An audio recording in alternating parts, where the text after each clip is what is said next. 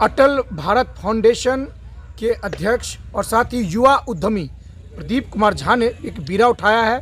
साथ ही बिस्फी जो कि महाकवि विद्यापति की धरती रही है, जन्मभूमि रही है, महाकवि विद्यापति की भी 51 फीट की प्रतिमा का अनावरण होगा। और मैं आपको बता दूं कि महिषी जो शंकराचार्य के दर्जा जिन्हें मिला था मंडन मिश्र को, वो आज पूरे तरह से उपेक्षा का दंश झेल रहा है। और मिथिलांचल की पूरी जो धरती है रही है वो हमेशा से शुरू से विद्वानों की धरती रही है। भगवान खुद यहाँ पर पधारे थे।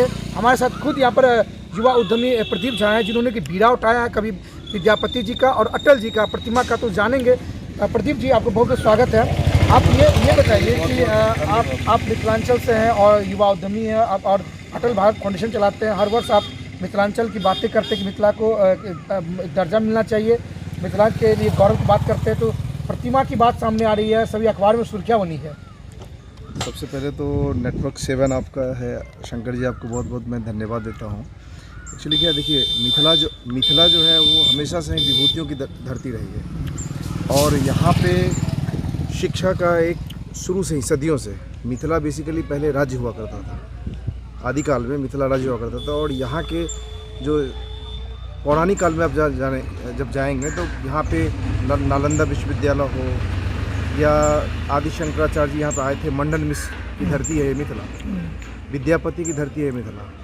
तो पर्यटन के दृष्टिकोण से यहाँ की जो सरकार की उदासीनता ऐसा रही है कि कुछ डेवलपमेंट नहीं है। आज हम लोग रामेश्वरम जाते हैं, आज हम लोग द्वारका पीठ जाते हैं, आज हम लोग पुरी जाते हैं, गोवर्धन पीठ, लेकिन आदि शंकराचार्य द्वारा श्री मंडन मिश्र को शंकराचार्य का दर्जा प्राप्त है। उस स्थल का आज तक कोई क्रियान्वयन नहीं हुआ, कोई सौंदर्यीकरण नहीं हुआ, कोई इसे देखा नहीं। संग जो विद्यापति जी का जो स्थल है बिस्फी, विद्यापति जी अपने आप में विश्व के अपने ज़माने में सबसे बड़े कवि, समाज सेवी और एक कह सकता हूँ कि बहुत ही प्रसिद्ध ऐसा भी कहा जाता है कि कवि महाविद्यापति की कविता सुनने के लिए खुद भगवान जो है उगना के रूप में आए थे और उगना खुद विद्यापति जी का शिष्य के रूप में पदार्पण लिए थे, पधारे थे, मगर उसका डेवलपमेंट नहीं हुआ। आज क्या लगता है प्रदीप जी, ऐसा क्यों पिछड़ क्यों गया, इतना पीछे क्यों रह गया मिथिलांचल?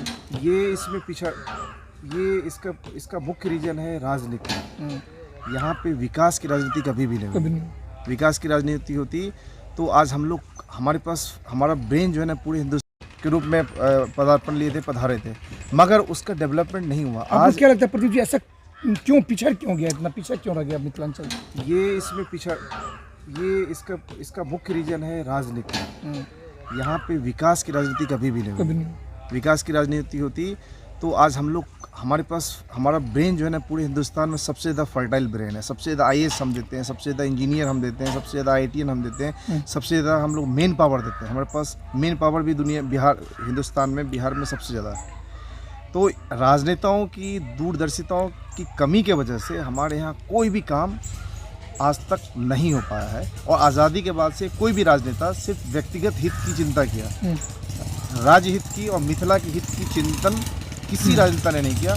मेरा क्या कह सकता हूँ, मेरा एक फाउंडेशन का और मेरी पूरे अपने जो लोगों का एक सहयोग यही है कि हम लोग मिल के एक इनिशिएटिव लें कि हर व्यक्ति जो सक्षम है वो कुछ ना कुछ अपने समाज को पे बैक करे। ये एक छोटा सा काम है कि प्रतिमा लगाना बहुत बड़ा काम नहीं है। तो मेरा है कि अगर 51 फीट प्रतिमा लगती है तो लोगों के लिए आकर्षण का केंद्र बनेगा बिस्फी विद्यापति जी का। उसी तरह विखंडित मिथिला जो 1934 में कोसी भूकंप की वजह से वो कोसी नदी टूट गया था, जो दरभंगा महाराज बनाए हुए थे, उसके बाद से आज तक उस पुल का निर्माण कोई शासक ने नहीं किया। उसको अटल बिहारी वाजपेयी जी ने बनाया। तो मेरी इच्छा है कि मिथिला के प्रति जो उनकी सोच थी, और जो 4 लेन हाईवे देख रहे हैं या कोसी पे पुल देख रहे हैं, जो कोसी पार करने में हम लोग को 8 घंटा लगता था, 9 घंटा लगता था, आज हम 2 घंटे में पार कर रहे हैं। तो वहाँ पे एक वो मिसाल कायम करेगा कि यह व्यक्ति ने हमारे समाज के लिए ये दिया, तो वो हमारे लिए पूजनीय है। आज हमारे यहाँ शादी ब्याह रिलेशन सब कुछ वहाँ पे डेवलप हो रहा है, दोबारा स्थापित हो रहा है। तीसरी बात है मंडन मिश्र अपने आप में विश्व के सबसे बड़े फिलोसफर थे, विश्व के उस ज़माने में। उनसे वो साक्षात ब्रह्मा के अवतार थे।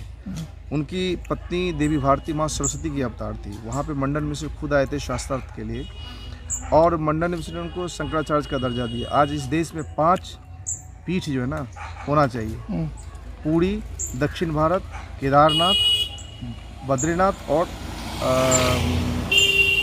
मिथिला में महिषी। मगर राजनेताओं द्वारा कुछ उस पर चिंतन नहीं किया गया।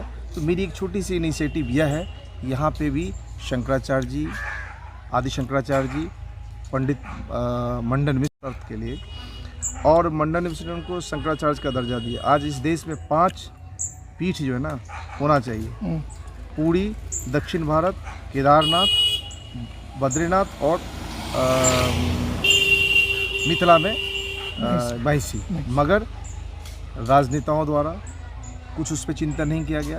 तो मेरी एक छोटी सी इनिशिएटिव यह है, यहाँ पे भी शंकराचार्य जी, आदि शंकराचार्य जी, पंडित मंडन मिश्र जी और उनकी सरस्वती स्वरूपा पत्नी भारती का, माँ भारती का भी एक स्थल विकसित किया जाए।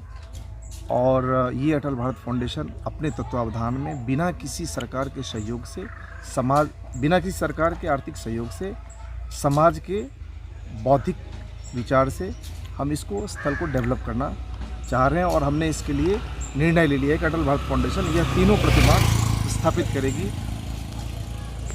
हाँ, तो ये आपके ये जो अनावरण है, उस अनावरण में आपको क्या लग रहा है, कौन आएंगे? देखिए, इसमें हमारी हम लोगों की इच्छा है कि मंडन मिश्र की धरती की पे जो भी प्रतिमा का अनावरण होगा वो पूज्य शंकराचार्य जी कांची पीठ के हों या गोवर्धन पीठ के हों, वो आएंगे। और मैं प्रधानमंत्री जी से भी बात करूंगा कि प्रधानमंत्री जी स्वयं सनातन धर्म के लिए हो या किसी भी धर्म के लिए सहयोग के लिए हमेशा आगे आते हैं। और ये मिथिला की भूमि है, तो मिथिला की भूमि के प्रति माननीय प्रधानमंत्री नरेंद्र मोदी जी का भी काफ़ी इच्छा होता है कि यह विकास करे, और कई बार आए भी हैं। तो मैं उनको भी आमंत्रित करूंगा कि वही उन्हीं के हाथ से, और साथ में शंकराचार्य जी, पुरी के शंकराचार्य जी हैं या कांचीपुरम के हैं, वो आए, इसका अनावरण करें। और अटल जी की जो प्रतिमा है वो अपने आप में बहुत ही अनोखा होगा। जिस तरह से गुजरात में सरदार पटेल का बना है, वो उतना ऊंचा नहीं है, उतना लंबा नहीं है, मगर ये 51 फीट का है। ये कोसी पुल, जहाँ पे आप झंझारपुर से जब जाते हैं तो उसी जहाँ से शुरू होता है, सुपौल में जहाँ से शुरू होता है, उसी जगह पर हम बनाएंगे।